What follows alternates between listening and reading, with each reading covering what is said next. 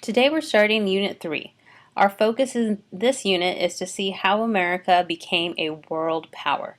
And so we're looking at how they begin to exert and expand their influence to other parts of the world outside of the U.S. So this is Unit 3, Notes number 1, American Imperialism. Americans wanted progress both at home and abroad meaning overseas. Americans felt that the time for isolationism was over. U.S. had grown so powerful that it was time to expand. America began to look beyond our land borders and towards the ocean. This leads to American imperialism.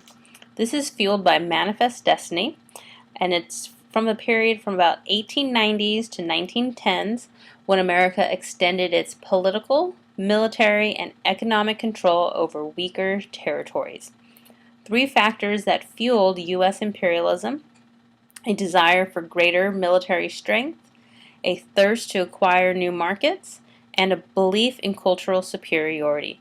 So there's definitely a connection between having the Industrial Revolution prior to this. The U.S. is industrializing, it's creating new inventions, it's becoming a wealthier nation. And so once the U.S. feels that we are strong enough, then we start to look outward in terms of how can we expand, what can we acquire from other countries, and so this fuels our American imperialism. So global competition. The world had long been engaged in an age of empire. European powers vied for control of colonies in the Americas, Africa, and Asia. So European countries were already staking claims in other areas. So we were a little bit late to this imperialism game. In the picture you see England, and then as like an octopus, putting their hands over multiple countries: Egypt, India, Canada, Jamaica.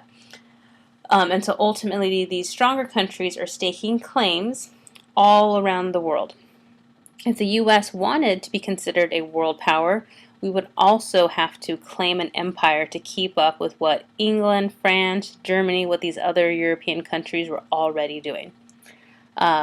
Manifest destiny, so this idea that fuels American imperialism is the idea that it's God's will that the U.S. expand beyond the oceans across the world so that we keep growing.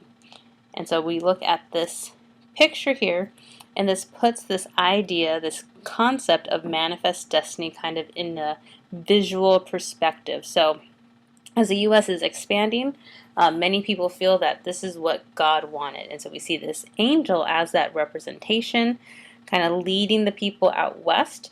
And you see that the area to the right of her that's already settled, it's already very civilized, modernized with railroad lines coming forward, cities. It's heading into the darkness, the unknown territory.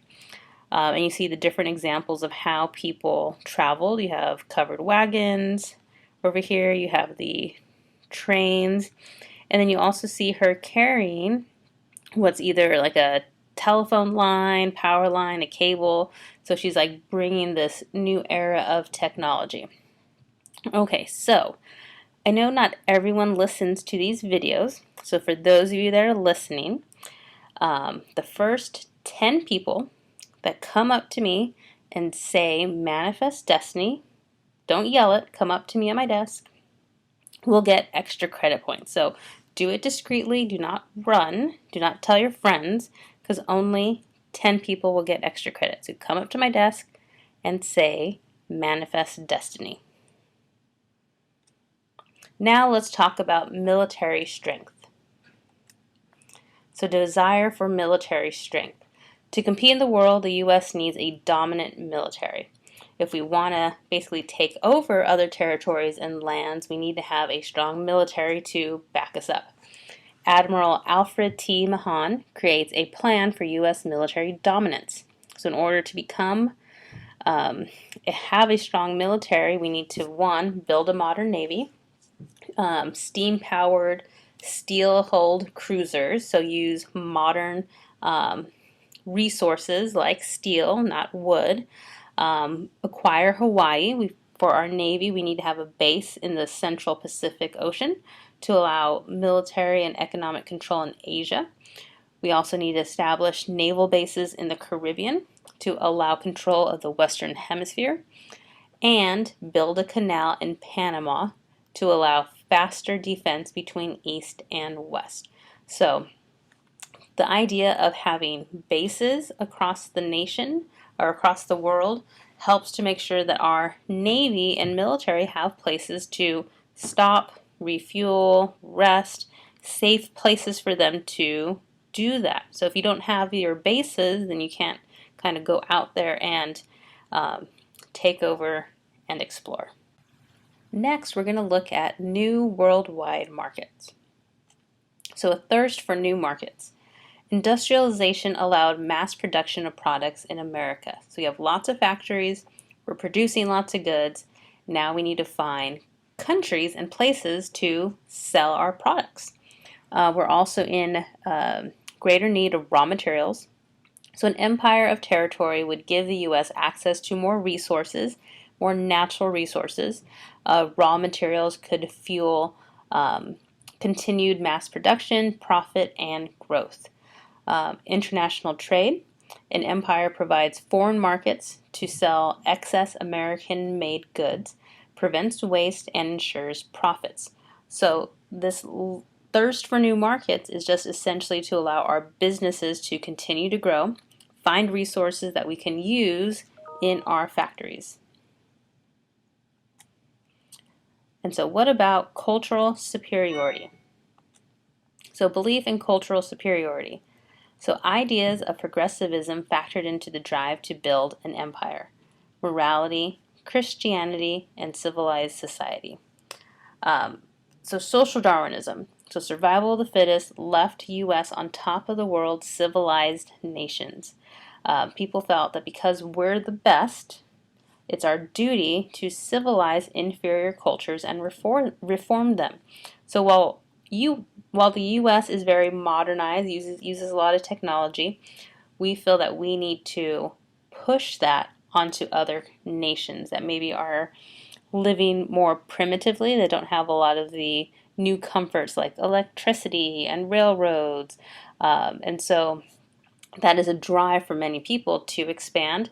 Also the idea of like missionaries going out and spreading Christianity, sharing Christianity with countries that have other religions. They want to kind of spread the word. And so these are different drives of why people are going out into these new countries. With the goals of imperialism set, America begins to build an empire. American interests began to expand in the Pacific. Eyes looked to the great Pacific Northwest. The United States stakes a claim in the Hawaiian Islands. So this leads to America's Pacific Empire. America's interest in territory markets, military bases leads to Alaska. So William Seward buys Alaska from Russia for $7.2 million. So initially, this is seen as like a waste of money. It's referred to as Seward's folly. People thought it's just a frozen wasteland. There's nothing to gain from Alaska. That was until the U.S. discovered oil, gold, and realized the types of natural resources that are there, like timber and minerals. Then it was seen as a gold mine. So he essentially bought Alaska for about 2 cents an acre. Hawaii. American sugar plantation owners controlled about 75% of Hawaiian wealth. So American businesses were there making sugar, pineapples, think about dole. Because of the tropical environment, it allowed for these kind of more exotic crops to be able to grow. America had long controlled power in Hawaii despite the Hawaiian monarchy. So Hawaii used to be its own country. They had a monarchy, they had a king, so it was a different country. So all of the pineapples, the fruits, the sugar that's being grown there, when it comes into the U.S., it's coming in as an export. So there are additional taxes. And so many of these businessmen don't want to have to pay those additional taxes. And so they want to kind of find a way to eliminate that. So, the annexation of Hawaii. If Hawaii was part of the U.S., then it wouldn't have all these export taxes. So Queen Liliuokalani was the ruler of Hawaii, and so she stood in the way of American business profit and control because she doesn't want to give up power. She doesn't want her country to become part of the U.S. She wants to retain control. However, U.S. businesses created the Bayonet Constitution. Ultimately, they had forced this constitution by forcing it in terms of like fear of harm. And with this Bayonet Constitution, it limit the rights of Native Hawaiians, limiting their powers of what they could and could not do. So the Queen tries to fight back. She tries to regain control for her people. But in 1898, Sanford B. Dole and other U.S. businessmen stage a revolt to take power from her. They are able to depose the Queen, so they just take power from her. She's not hurt. They make a new provisional government, and then they get the U.S. to annex Hawaii as a territory. So Hawaii then becomes part of the U.S. It's not a state yet. It is a territory, so it is under U.S. control. So all of this is happening because of American business interest. It's not like Hawaii wanted to become part of the US, but we were taking it by force. And so with imperialism, we see this theme a lot. We have a stronger nation taking over a smaller, weaker nation that can't necessarily defend itself. And so Hawaii will eventually become a state, but there are a lot of people there that feel like maybe Hawaii should become its own country again. So there's this whole movement with Native Hawaiians to allow that to happen. Will it happen? Probably not. So here's a picture. I think this is like the Hawaiian Capitol building of when the U.S. is finally taking over.